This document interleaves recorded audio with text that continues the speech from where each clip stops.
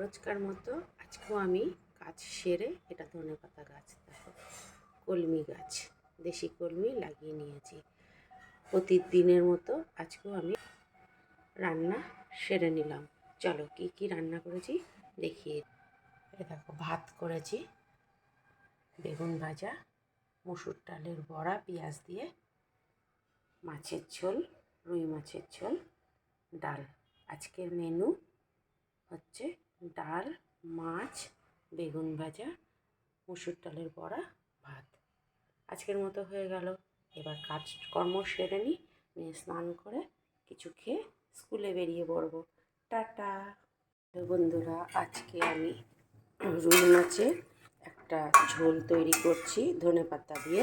একদম নর্মাল শর্টে দেখালাম। মাছগুলো ভেজে নিলাম, আলু কেটে আলুগুলো ভেজে নিলাম, একটা পেস্ট তৈরি করে নিলাম, আদার, কাঁচা লঙ্কা, জিরে সব কিছু দিয়ে একটা পেস্ট করলাম, নুন হলুদ দিলাম, জিরে তেজপাতা ফোড়ন দিয়ে মাছটা বসিয়ে দিলাম।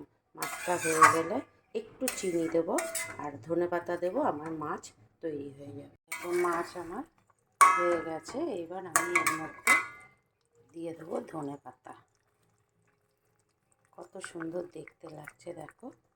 একবার এই সহজভাবেই রান্না করে দেখো রুই মাছের ঝাল।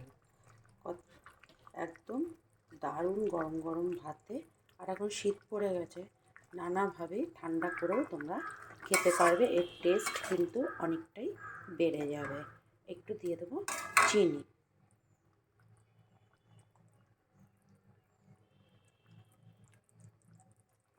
নুন ঝাল ঠিক মতো দেবে, আর একটু চিনি দিলে এর ব্যালেন্সটা থেকে যাবে ঠিক মতো। দারুণ স্বাদের দারুণ রেসিপি, একদম সহজভাবে দেখালাম, পুরোটা না দেখিয়ে। এইভাবেই তৈরি করো। মশলাগুলো করে নেবে, মাছটা ভেজে নেবে, আলুটা ভেজে নেবে, আর তেলে ফোড়ন দেওয়া যেটা বললাম সেইভাবে ফোড়ন দিয়ে তৈরি করে ফেলো, চটজলদি হয়ে যাবে।